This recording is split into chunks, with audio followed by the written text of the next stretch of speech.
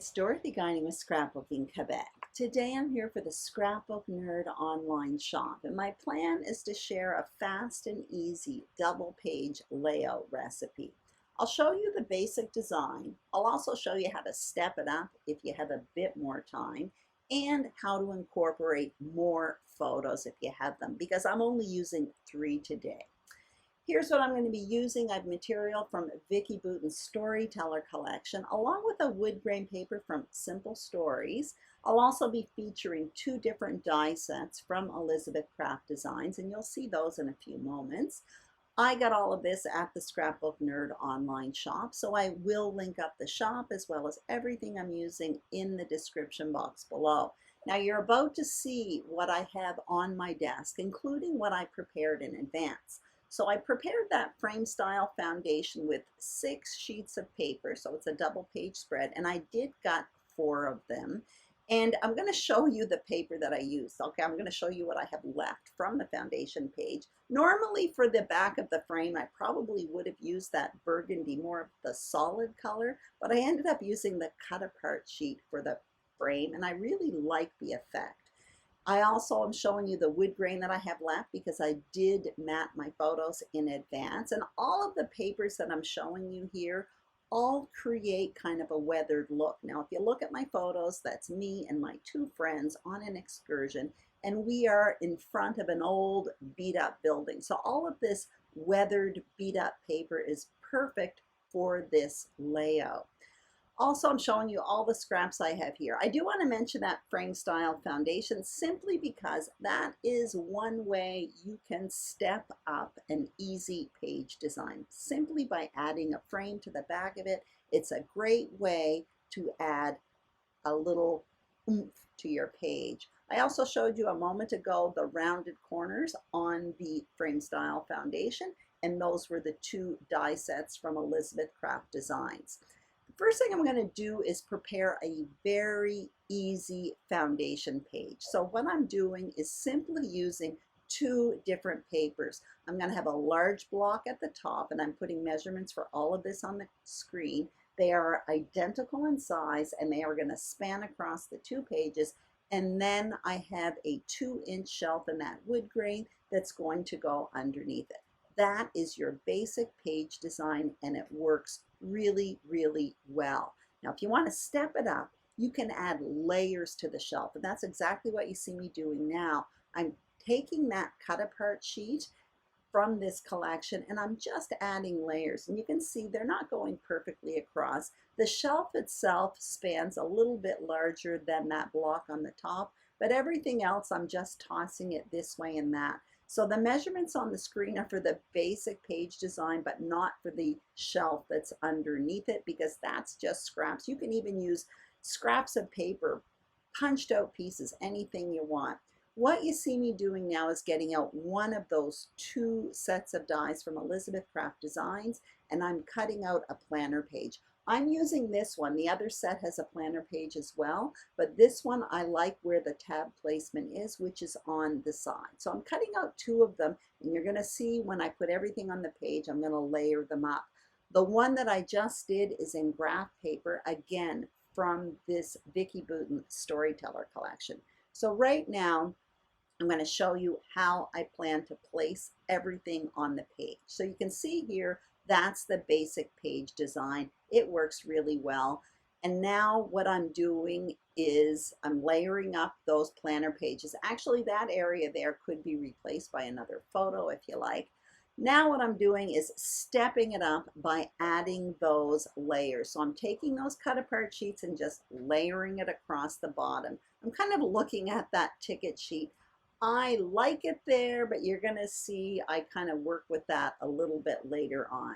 As always, a layout is a work in progress. So what I'm going to do right now is adhere all of these main parts to the page, and then what I'll do is come in with my title as well as my embellishing. So I want to talk about the photos here for a minute, because I'm using 3 photos and the measurements are on the screen. But if you have more photos, every one of those photos can be replaced with 2. And that goes with any page design. For example, the 7 by 5 that's going to be on the right-hand page, that one can be replaced with two 3.5 by 5s. The 4 by 6, which you may notice is double matted because I'm considering that my focal point photo, that can be replaced with two 4 by 3 photos. And finally, the photo that's going to be placed on the far left, which is a 3.5 by 5, that one can be replaced with two wallet size photos. And like I said, that can be true to any sketch. So it's a good thing to keep in mind if you have more photos. So as you can see, I've adhered the top part of my page down, and now I'm working on the layers. I'm stepping up this page design simply by adding some layers. And again, there's no real recipe here. I'm just kind of going with the flow. At this point, I trimmed down those tickets because I am starting to get a little bit wary of that burgundy, the strong color there, but at the same time, I do like it. So what I'm going to do now, you can see I have all of my embellishing around me. I do want to have a title. So I put Love It on wax paper. Those alphas are thickers that are part of this Storyteller collection. And now what I'm going to do is create two embellishment clusters. And this is part of the recipe. When I create a simple double page spread, often I just have two embellishment clusters, one of them in the top left, like the page is beginning, and the other one, the main embellishment cluster, is on the right-hand page, kind of the bottom right, and it basically turns the corner of the bottom right. Now I'm starting with the ephemera from this collection, but that's perfect, right? It works. However, I want to step it up a bit, so I'm getting out my dies here, and this is the other collection from Elizabeth Craft Designs. Again, you may have noticed that collection also had a planner page, but the tab was in a different spot. It was on top. What I'm using from this collection are the leaves, because those Elizabeth Craft Design collections often have so many different pieces. So I'm taking the leaves from this collection and I'm just going to cut out a bunch of them, and I'm using scraps of paper from this Storyteller collection. So that's that mossy green that you see right now. I'm going to run this through, and then what I'll do is I'll stop the film and I'll do a bunch more. But one way to step up a simple design, so already I have the basic design, two main embellishment clusters created with store-bought embellishments. But what I'm doing is creating a bunch of leaves here, and I'm going to be adding them to both embellishment clusters, and you're going to see what that looks like in a moment.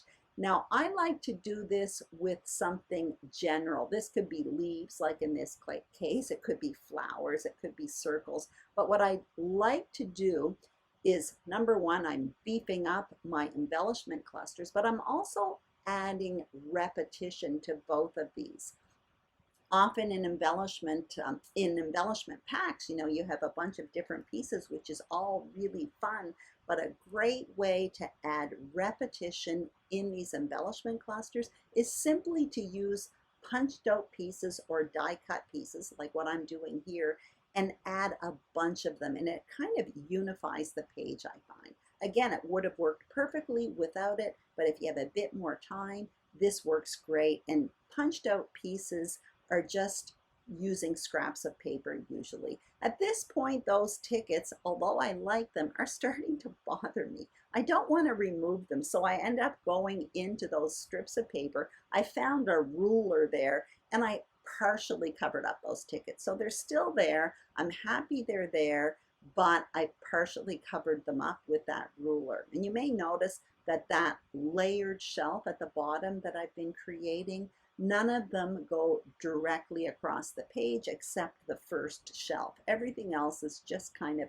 haphazard, a little bit on one side, a little bit on another, and look very unequal. So you see me now, I'm adhering the embellishment cluster on the right-hand page. At this point in my thought process, I'm not convinced about the embellishment cluster in the top left. So all I'm doing is adhering the embellishment cluster in the bottom right.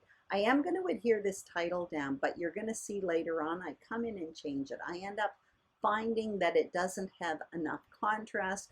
And at this point, I'm realizing it, but I'm putting it down anyway, and I actually add foam adhesive to each one of those letters, hoping to add a little bit more oomph to it. And you can see it there now, but like I said, I do come in a little bit and change that up a bit. I'm going into this sticker sheet now, which again is from the Storyteller collection. I'm putting a bunch of flowers and hearts, pretty general stuff, on a piece of wax paper. I'm going to cut up or rip up this wax paper and start tucking the pieces in the embellishment clusters, also in that top left that I'm not satisfied with. That one's not adhered at this point. I'm trying to beef up that cluster as well. So that's what you see me doing, just placing these little pieces around there. And then what I'll do is I'll come in and adhere them. When I am adhering the final touches in these embellishment clusters, the big pieces are down.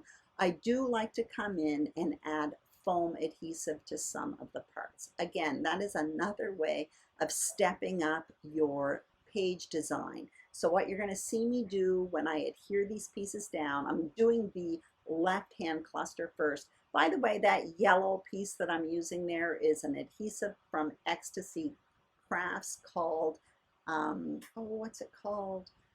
Oh, Sticky Speck. Sorry about that. Anyway, it's an adhesive I like to use when I'm adhering detailed pieces. It makes my hands really sticky, but it does work. Anyway, you can see I'm in there with all my pieces. And what I will do with the hearts at this point is I'm going to add cardstock to the back of them, because these are just cardstock stickers. They are a nice weight for stickers. They're not super thin, but I do want to add a bit of cardstock behind it because I want to pop them up on foam adhesive, and I don't like when things warp on the layout. So by adding a layer of cardstock behind it, that just kind of helps it stay really, really solid. At first I was thinking of putting that heart on the focal point photo, but I do decide to incorporate it in that cluster on the top left, and then I'm putting another one over there on the far right. Now I'm looking for a few words to put in those tabs there. So I have the sticker sheet out. I end up getting another one out and ripping it by accident. The tabs are fairly small and a lot of those words were long. So I do come in at the end with another Tim Holtz book that has smaller words.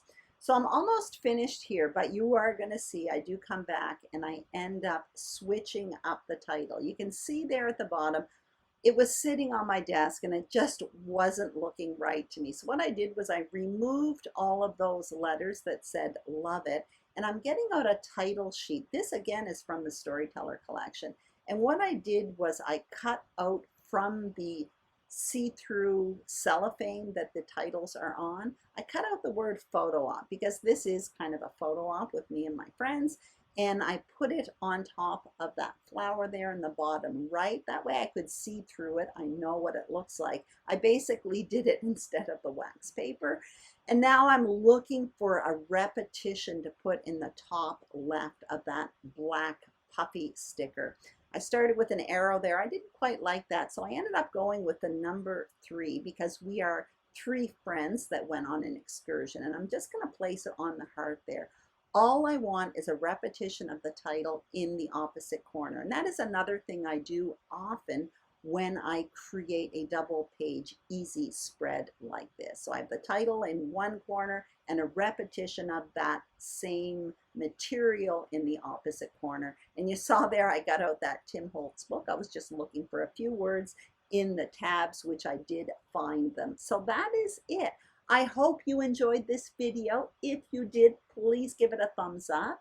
If you haven't subscribed to the Scrapbook Nerd YouTube channel, we would be absolutely thrilled if you did. The same thing for my channel, Scrapbooking Quebec. I hope you're having a fantastic summer.